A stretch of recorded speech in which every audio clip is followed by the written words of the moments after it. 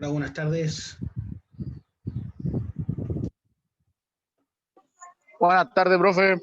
Buenas tardes, profe. Hola, Diego. Hola, Almendra. Vamos a continuar con la materia que estábamos viendo. Estamos viendo las características principales de los minerales.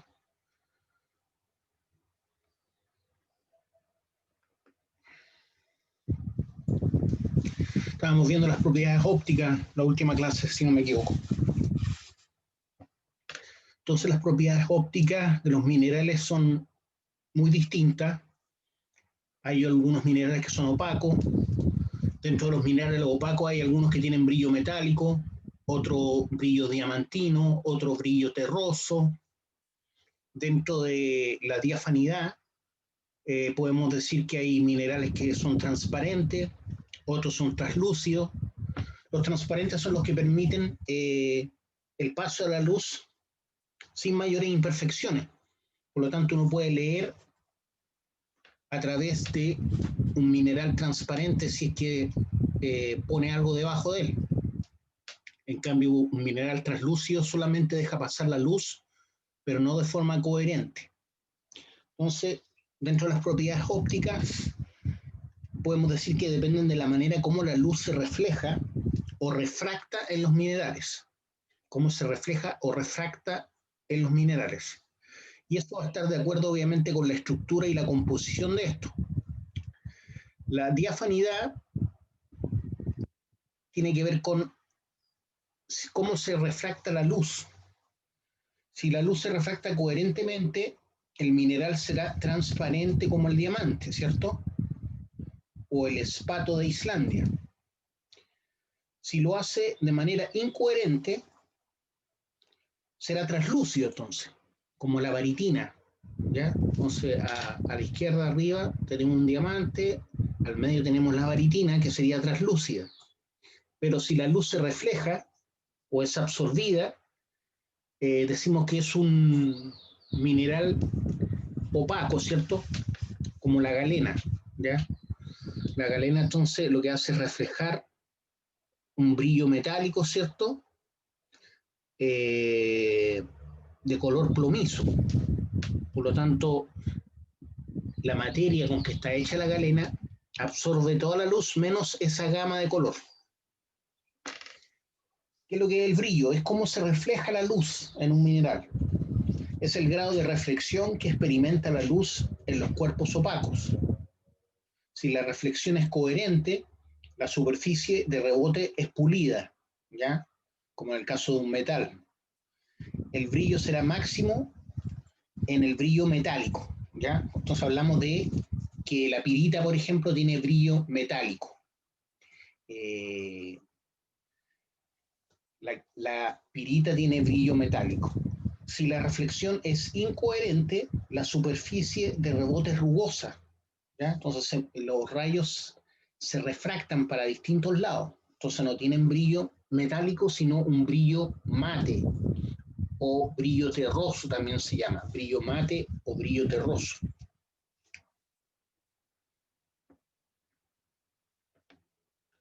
Color. Bueno, esta es una característica importante para identificar minerales, pero a veces no es suficiente, ¿ya? Porque hay minerales que tienen un mismo color y no son los mismos. Por ejemplo, la azurita y la chalcantita. Dependiendo de la forma como la luz se refracte, se refleja o se disperse, nuestros ojos percibirán los colores de los materiales desde claros a oscuros y en tonalidades del azul al rojo. Va a depender de la frecuencia, ¿cierto? De la luz visible, en qué color se va a mover. Hay infinitos colores entre el azul y el rojo, ¿cierto? Podemos encontrar minerales opacos, metálicos, otros transparentes. Y también tenemos, por ejemplo, el blanco de la plata, el gris de la galena, el amarillo del oro, el rojo del cobre, en el caso de la cuprita, por ejemplo, o el cobre nativo, amarillo del azufre, rojo del cinabrio. El cinabrio tiene una característica que es color rojo, pero tiene brillo adiamantino, o sea, se parece al brillo del diamante. Verde de la malaquita, azul de la azurita y también de la chalcantita. La coloración no es un indicador único en los minerales, ya que en una misma especie de mineral o en un mismo ejemplar puede variar el color, ¿cierto? Dependiendo del ángulo en que llegue la luz, o si es más bien rugosa la pieza que estamos viendo. Espectro. Lo que es el espectro es la forma como se descompone la luz al refractarse. La luz se refracta cuando los, los rayos de luz se desvían, ¿ya? Se desvían. Fíjense que tengo un mineral que parece que es una selenita o, o una capa de yeso que permite que esa línea negra, ¿cierto? En una parte se vea perpendicular y en otra parte se vea doble. Eso tiene que ver con la refractación de la luz. Y a eso le llamamos espectro, ¿ya? Porque forma algo que no es real, que es como un fantasma. Es la forma como se descompone la luz al refractarse oblicuamente en el material. Cada onda penetra el material con diferente dirección. Por la anisotropía, algunas pueden reflejarse sobre caras internas del cristal, otras pueden quedar absorbidas y otras pueden atravesarlo. ¿Ya? Entonces vemos que esa línea negra, ¿cierto?, se refracta en dos y también en una perpendicular. ¿Ya? Como consecuencia, el mineral puede presentar irisación, como en ciertos piroxenos y feldespatos, o birefrigencia, doble imagen por doble refracción. Entonces, esto sería birefrigencia, y lo que vimos antes, ¿cierto?, tiene que ver con atravesarlo, ¿cierto?, pero quedar en una dirección perpendicular a la real, irisación. Entonces lo que estamos viendo ahí es un espato de Islandia, que si bien es transparente, se produce una refracción que genera lo que llamamos espectro, la característica de espectro. ¿Por qué? Porque la línea perpendicular, ¿cierto?, a la real es un espectro y la doble también es un espectro.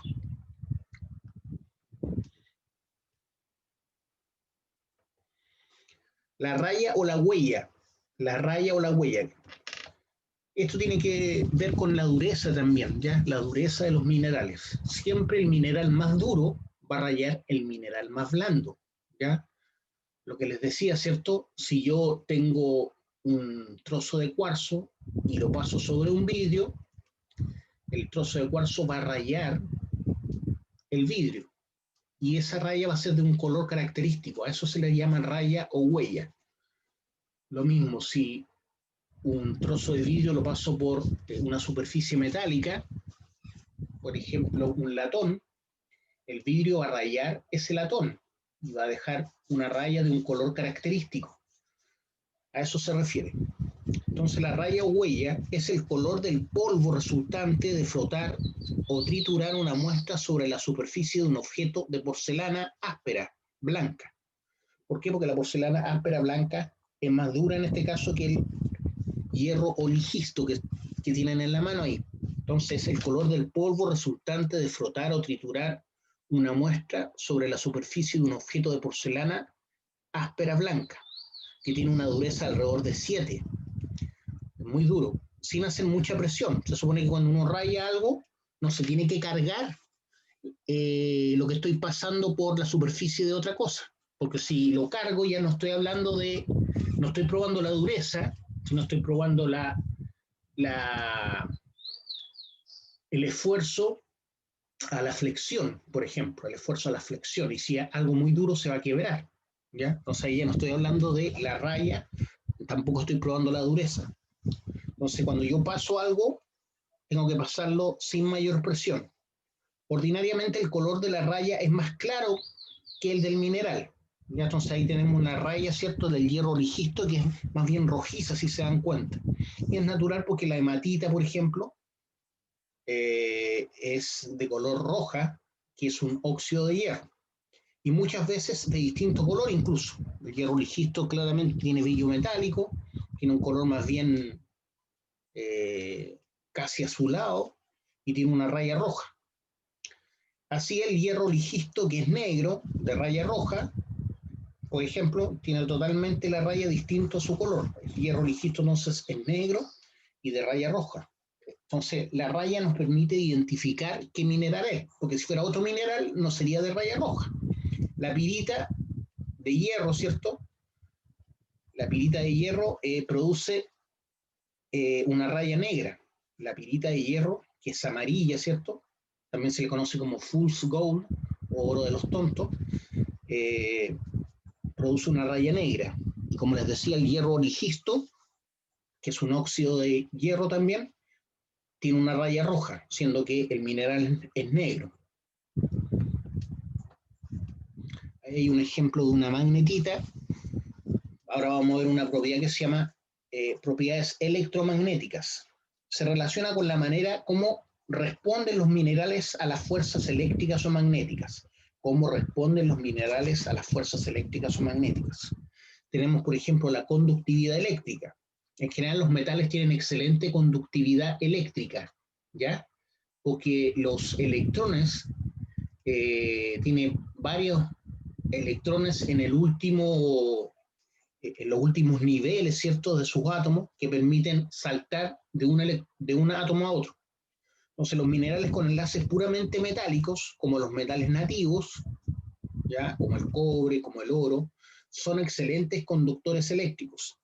Aquellos en los que el enlace es parcialmente metálico, aquellos en los que el enlace es parcialmente metálico y hay pocos electrones móviles, como en algunos sulfuros, por ejemplo, son semiconductores.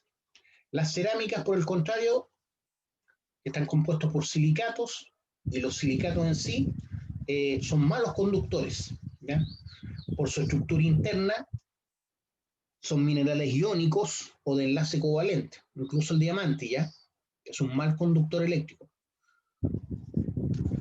Por lo tanto, son no conductores, ¿ya? La cerámica, los silicatos, el diamante.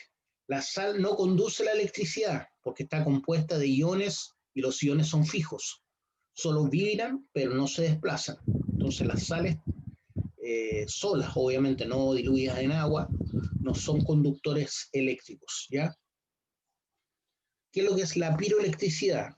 Se produce cuando se desarrollan cargas positivas y negativas en los extremos de un eje cristalino, por variación de la temperatura en el mineral, por ejemplo, la turmalina, ¿ya? Eso es la piroelectricidad. ¿Qué es lo que es la piezoelectricidad? Se presenta cuando se produce electricidad al presionar un cristal sobre un eje, por ejemplo, el cuarzo, ¿ya? Entonces, por eso se utilizan celdas, las celdas fotoeléctricas, ¿cierto?, que se fabrican, se utiliza el sílice, ¿cierto?, el cuarzo, por esta característica que tiene el cuarzo. Se presenta cuando se produce electricidad al presionar un cristal sobre un eje, por ejemplo, el cuarzo. Y el magnetismo, cuando los minerales son atraídos por imanes o electroimanes, ¿ya? La magnetita, por ejemplo, es un mineral de característica magnética porque es atraído fuertemente por un imán. La pirrotita también, la ilemnita y algunas hematites o hematitas. Y algunas ilemnitas y hematitas son imanes naturales, dice. Son imanes naturales. También tenemos que recordar que cada mineral cristaliza de un sistema único, ¿cierto? A eso le llamamos sistemas cristalinos. Tenemos el sistema cúbico, por ejemplo, el ortorrómbico y el tetragonal. Dentro del sistema cúbico tenemos la fluorita, el ortorrómbico, el olivino, y dentro del tetragonal el zircón. El zircón. Las formas de los minerales presentan 7 sistemas cristalinos que generan 14 redes espaciales. Ya las nombramos antes, ¿se acuerdan? Las redes de Bravais. Entonces son 7 sistemas cristalinos, y dentro de esos sistemas cristalinos hay algunos que tienen 3 formas características. Unas son solamente átomos en los extremos de la celda unitaria, en los vértices.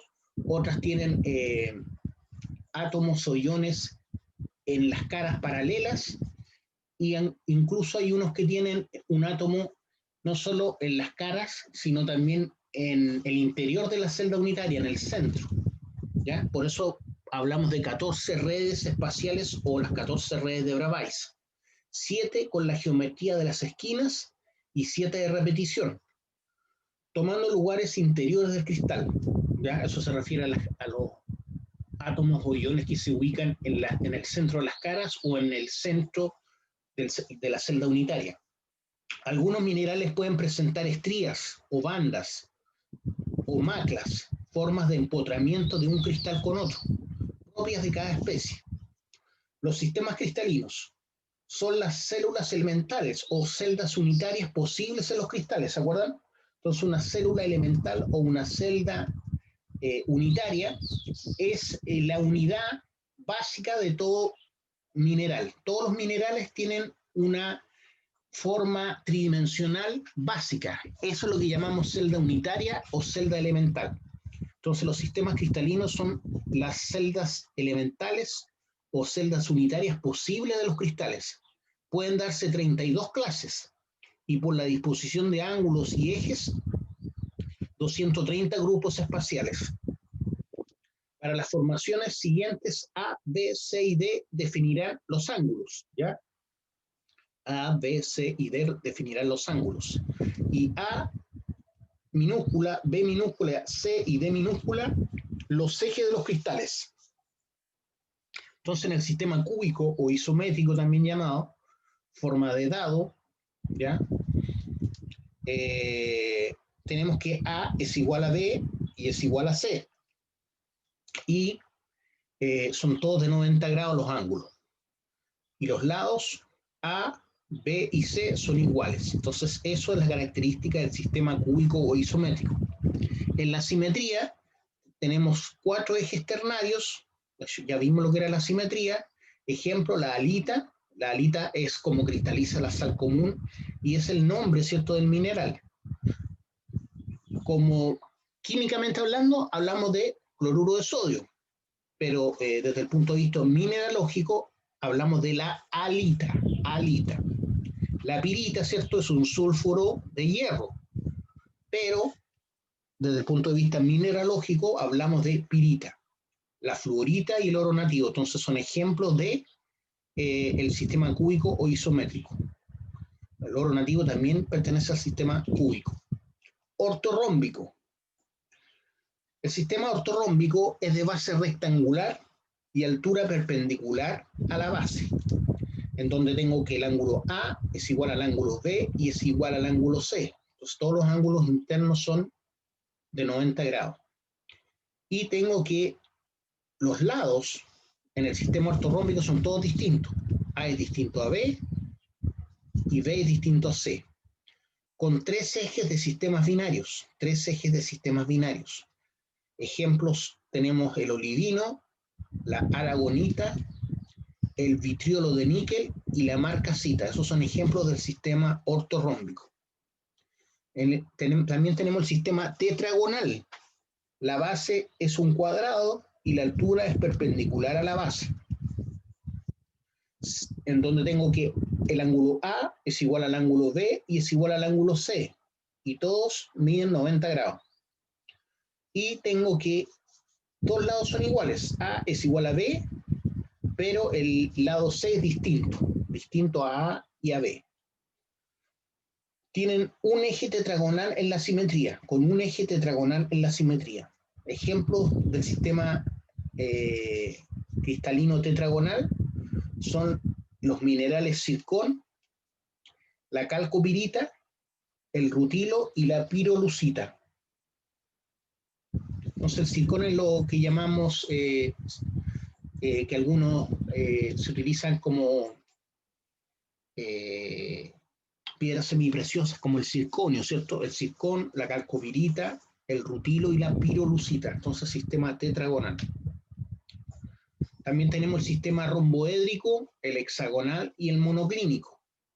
Dentro del sistema romboédrico, llamado también trigonal, formaba parte del hexagonal antes.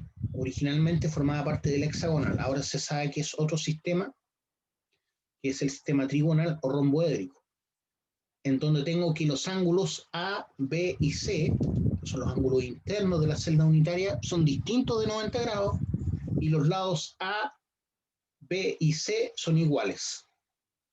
Tienen un eje de simetría ternario. ¿Se acuerdan lo que era? Eje de simetría binario, ternario, ¿cierto? Ternario es que cada 120 grados se repite el motivo, ¿se acuerdan? Ejemplo, la dolomita, la magnesita y la calcita. El sistema hexagonal es de base hexagonal con 4 ejes, siendo las tres de la base iguales, siendo los 3 de la base iguales, en donde tengo que el ángulo A es igual al ángulo B y es igual al ángulo C, y todos miden 90 grados. Pero el ángulo D mide 120 grados, ¿ya? Entonces tengo 4 ángulos. Y tengo que A, B y C, que son los lados, son todos iguales, exceptuando el lado D, ¿ya? Con un eje hexagonal de simetría, ejemplo, tenemos de este sistema cristalino, la pirrotina, el berilo o berilio, la nefelina y el grafito. También tenemos el sistema monoclínico, con base rectangular y altura perpendicular a un solo eje. Ahí tengo que el ángulo A es igual al ángulo D y mide 90 grados, pero el ángulo C es distinto de 90 grados. Eso es lo único que tenemos, que el ángulo C es distinto de 90 grados. Y los lados son todos distintos. A es distinto a B y B es distinto a C. Con un eje de simetría binario. O sea, el motivo se repite en un eje de simetría cada 180 grados. Ejemplo de este sistema cristalino, la moscovita, la biotita, que son las micas, ¿cierto? El yeso y la ortoclasa. Moscovita, biotita, el yeso y la ortoclasa. El sistema triclínico dice que los ángulos A, B y C son distintos a 90 grados y son todos distintos entre sí. Además tengo que los lados A, B y C también son distintos entre sí. Es un sistema cristalino sin ejes de simetría, el sistema triclínico. Solo existe un centro de simetría. Ejemplo, tenemos las plagioclasas, la caolinita, la chalcantita y la cianita. Calcantita es lo mismo que la chalcantita y la cianita. Acuérdense que los minerales también se pueden nombrar en inglés, en español, en latín, entonces a veces encontramos diferencias como esa. Biotita. Es un tipo de mica, ¿se acuerdan? De acuerdo con la composición química, los minerales se agrupan en silicatos, óxidos, sulfuros, sulfatos, carbonatos, elementos nativos y otros menores. Entonces, tenemos una agrupación de minerales que va a depender de su composición química. Dentro de ellos tenemos los silicatos, los óxidos, los sulfuros, los sulfatos, los carbonatos, los elementos nativos y otros grupos menores. Entonces, la biotita es un silicato, la hornablenda y la augita son otros minerales, ¿cierto? Los silicatos primero, vamos a hablar de los silicatos. Se subdividen en ferromagnesianos y no ferromagnesianos. Se trata de la unión de un catión más el anión SiO4, ¿ya? Se trata de la unión de un catión más el anión SiO4. Los ferromagnesianos son silicatos de hierro y magnesio, oscuros y pesados. Sobresale la biotita, que hay un ejemplo ahí, una mica negra con raya blanca, y laminado débil, o sea, se puede exfoliar y la separación de las láminas es débil. La hornablenda también es un silicato, ¿cierto?, que pertenece a los ferromagnesianos y tiene brillo vítreo. Tipo de anfíbole, es un tipo de anfíbole la hornablenda, verde oscuro y negro. Y tiene el clivaje, ¿cierto? Clivaje. Muestra ángulos agudos. La agujita, tipo de piroxeno con fractura concoidea. La agujita es un tipo de piroxeno con fractura concoidea. Entonces, cuando hablamos de los anfíboles y los piroxenos, eran los minerales oscuros, ¿cierto? Las partes oscuras de, por ejemplo, una monzonita cuarcífera o un granito, Entonces dijimos que la augita es un tipo de piroxeno con fractura concoidea, de iguales colores al anterior, pero mostrando clivaje en ángulos casi rectos. Entonces son características de estos minerales que los permiten identificar. Los olivinos, tetraedros simples de estructura granular, color verde olivo y con porcentajes variables de hierro y magnesio.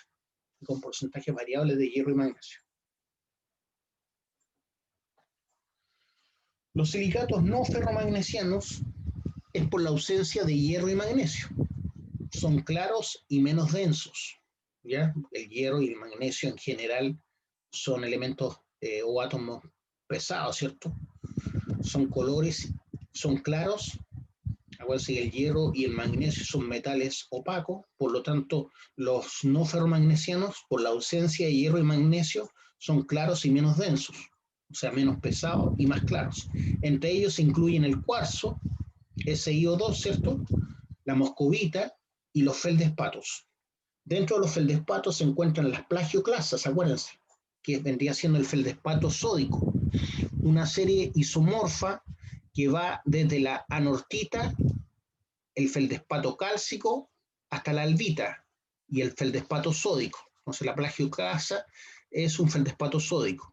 Otro feldespato es el feldespato potásico, que es la ortoclasa.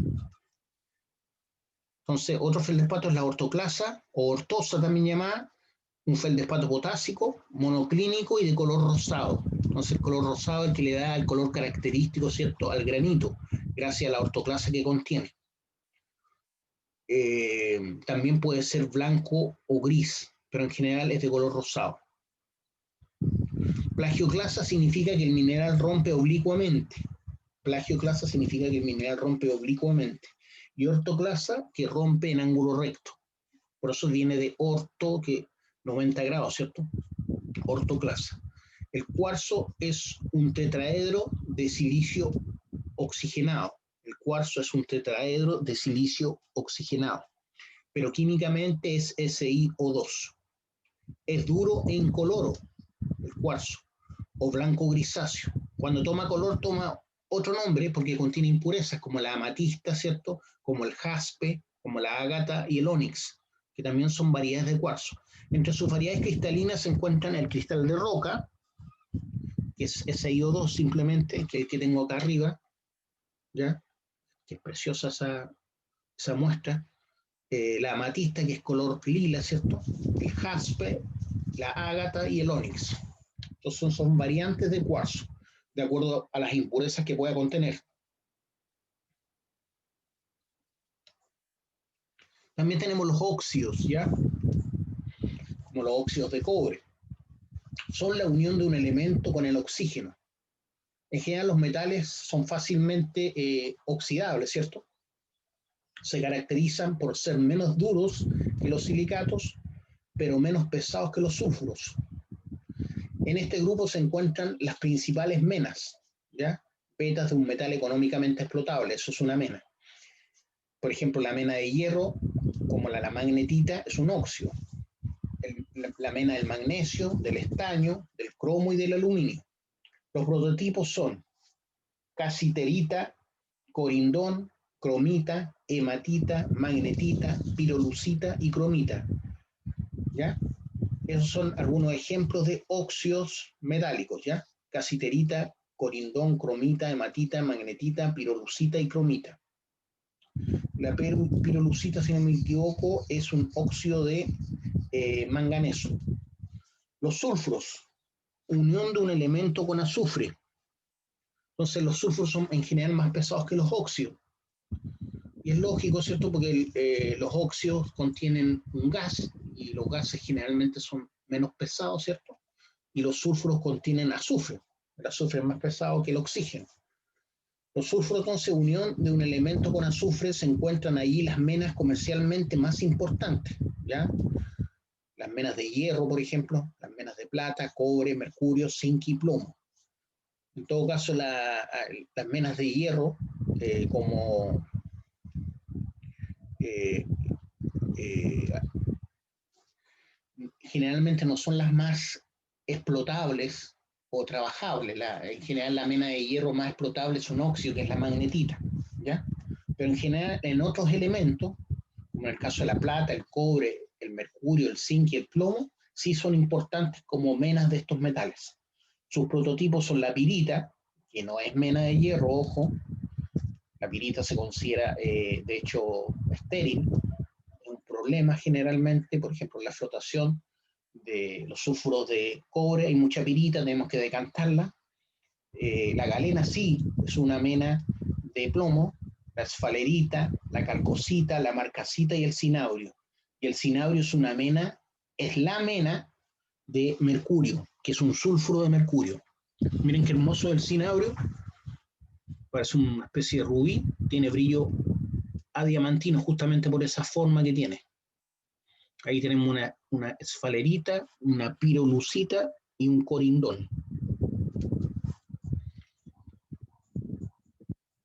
Todas estas especies que estamos viendo son especies de museos, ¿no? Por eso son tan hermosas. Generalmente cuando las encontramos en terreno no son tan bonitas como están acá. Los carbonatos, ¿cierto? Otro grupo de minerales, son la combinación de un elemento más el anión carbonato. Ese es ion carbonato, CO3. Prototipos son la calcita, que es carbonato de calcio, mineral constituyente de las calizas y de los mármoles, y por lo tanto del cemento, ¿cierto? Las calizas se utilizan para hacer cemento. Su dureza es 3. Es un mineral en general blando, la calcita, pero no la puedo rayar con la uña, porque la uña tiene dureza 2,5. Para identificarlo se agrega, por ejemplo, ácido clorhídrico, HCl es ácido clorhídrico diluido al 10%, se le echa unas gotitas, por ejemplo, a un trozo de calcita o de mármol, y uno va a ver que va a efervecer, o sea, va a generar gases. ¿Por qué? Porque va a disolver y como es un carbonato, ¿cierto? Y contiene, va a generar CO2, eso es lo que sale como gas, CO2. La dolomita, como ven, es un carbonato de calcio y magnesio, mineral constituyente de la roca dolomía. Da efervescencia, pero con ácido clorhídrico fuerte, o sea, más del 10%. Finalmente, la malaquita y la cerucita y la magnesita también son carbonatos. La malaquita, la cerucita y la magnesita. La malaquita es un carbonato, pero también es un óxido de cobre. Los sulfatos son la combinación de un catión más el anión SO4, que es el anión sulfato. Prototipos son la anhidrita, el yeso, ¿ya? Anhidrita significa sin agua, ¿ya? Es como yeso sin agua. En cambio, el yeso es, podríamos decir, anhidrita hidratada. Entonces ya no es anhidrita, es yeso. La chalcantita, la varita y la celestina. Todos esos serían sulfatos, la chalcantita, la varita y la celestina. Entonces ahí arriba tengo calcita, cerucita, yeso y celestina, por el color que tiene claramente. Metales ahora, grupo de los elementos metálicos. Por ejemplo, un ejemplo, la plata. No metales, el azufre. Los nitratos, el nitrato de sodio, ¿cierto? El nitrato de sodio, que es el salitre común, que se encuentra mucho en la pampa norteña. Y los fosfatos, un ejemplo de los fosfatos es la apatita. Entonces tenemos metales y tenemos grupos menores, como son los nitratos y los fosfatos, ¿ya? Grupo de los elementos. Cerca de 20 elementos encontramos en la naturaleza sin combinarse, ¿ya? A eso le llamamos elementos nativos, químicamente con otros. Entonces, grupo de los elementos son cerca de 20 elementos que encontramos en la naturaleza sin combinarse químicamente con otros, o en ocasiones como mezclas homogéneas de dos o más. En general son muy escasos. Entre los metales se destacan el oro, la plata y el cobre, ¿ya? Como elementos nativos. Y entre los no metales tenemos, por ejemplo, el azufre, el grafito y el diamante. Entonces, entre los no metálicos, que son elementos, es el azufre, el grafito y el diamante. En general el oro no se combina con nada, el único metal que no se combina con nada. Todos los demás se combinan como óxidos, sulfatos, carbonatos. En cambio el oro es el único que no se combina con nadie. ¿Ya? Por eso es un elemento tan escaso, ¿cierto? Y tan único. Grupos menores. Comprende los subgrupos sulfosales, nitratos, buratos, tungstatos, fosfatos, boratos, haluros. Esos son grupos menores de minerales de acuerdo a sus características. Entonces tenemos las sulfosales, los nitratos, como por ejemplo el nitrato de sodio, el nitrato de amonio, buratos, tungstatos, fosfatos, boratos y haluros. Entre ellos se tienen los haluros, combinaciones de metales con elementos halógenos, como el flúor y el cloro, ¿ya? Por ejemplo, la sal común, ¿ya? Es una combinación del metal sodio con un gas, que es el gas cloro. Por eso es un halógeno. Entre ellos están la halita o cloruro de sodio, la silvita y la fluorita. Los nitratos y boratos, menos extendidos que los carbonatos, se encuentran en concentraciones locales de depósitos salinos. Por ejemplo, en los salares del norte encontramos nitratos. Por ejemplo, el bórax y el nitrato de sodio, que es el salitre, ¿ya? Los fosfatos, cuya mayor parte se halla en forma de apatito. Entonces los fosfatos cuya mayor parte se halla en forma de apatito, que es fosfato cálcico con flúor y cloro. Fosfato cálcico con flúor y cloro. Los demás son muy raros. Los demás fosfatos son muy raros.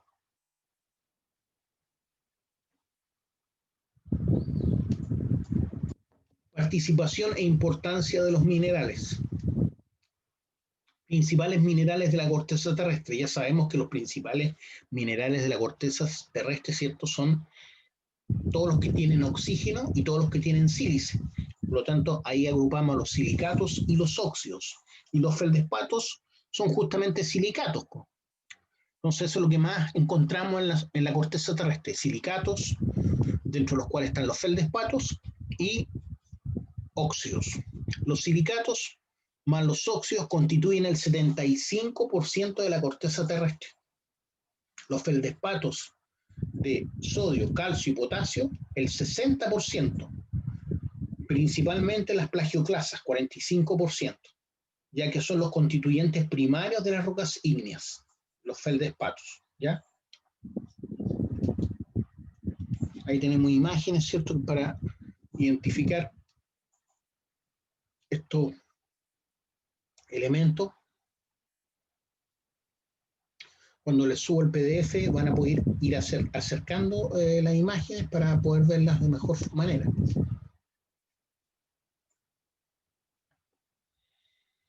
Minerales fundamentales en las rocas. Entonces, como podemos ver ahí, al lado izquierdo, en general, tenemos minerales silicatados. En el centro tenemos los minerales que componen las rocas sedimentarias y a la derecha tenemos los minerales principales que componen las rocas metamórficas. A la izquierda les decía que tenemos principalmente silicatos, que son los que componen las rocas ígneas o magmáticas. Minerales fundamentales, en las rocas ígneas o magmáticas tenemos el cuarzo, feldespatos, micas, augita, hornablenda, olivino y óxidos de hierro. En las rocas de metamorfismo regional tenemos la actinolita, la andalusita, el asbesto, que sabemos que es un material venenoso, la clorita, epídota, granate, cianita, hornblenda, serpentina y talco, ¿ya? Y en las rocas sedimentarias tenemos el cuarzo, feldespatos, caolinita, que es la arcilla común, calcita, corindón, dolomita, hematita, yeso, anhidrita y halita, ¿ya? Esos son los principales minerales, componentes de las rocas. Entonces, en las rocas ígneas tenemos principalmente cuarzo, feldespatos, micas, augita, hornblenda, olivino y óxidos de hierro. En las rocas de metamorfismo tenemos la actinolita, la andalusita, el asbesto, Antes hacían el pizarreño o los techos de una especie de cemento que incluían el asbesto, ya para hacerlo no tan frágil. Pero ahora ya no se utiliza eso porque al respirarlo produce cáncer, ¿ya? Es un elemento que es absorbido en los pulmones y produce cáncer. La clorita, la epídota, el granate y la cianita, hornblenda, serpentina y talco. Todo eso es lo que tiene que ver con rocas metamórficas. Y en las rocas sedimentarias tenemos cuarzo, feldespatos, son los que más duran, ¿no es cierto? Por eso se mantienen ahí, incólume, caolinita, calcita, corindón, dolomita, hematita, yeso, anhidrita y halita. Entonces la anhidrita es, podríamos decir, yeso deshidratado, ¿ya? La actinolita es un clino anfíbol que se presenta en cristales alargados y fibrosos. Esa es la actinolita. La andalusita es un silicato frecuente en contactos de granitos con pizarras arcillosas. El asbesto, de fibras duras y rígidas, es una serpentina de múltiples usos. La clorita es un filosilicato que se diferencia de las micas por inelástico. El granate es un neosilicato cúbico y duro. La cianita es un silicato triclínico que con la andalusita y la sillimanita constituyen un sistema polimorfo. La serpentina es un filosilicato como la clorita que puede ser fibrosa u hojosa. El talco, por su parte, es un filosilicato monoclínico de origen secundario, gracias a la alteración de los ferromagnesianos. Ya, como tenemos 3 horas seguidas, vamos a parar ahora ya y nos conectamos en 20 minutos más, ¿les parece?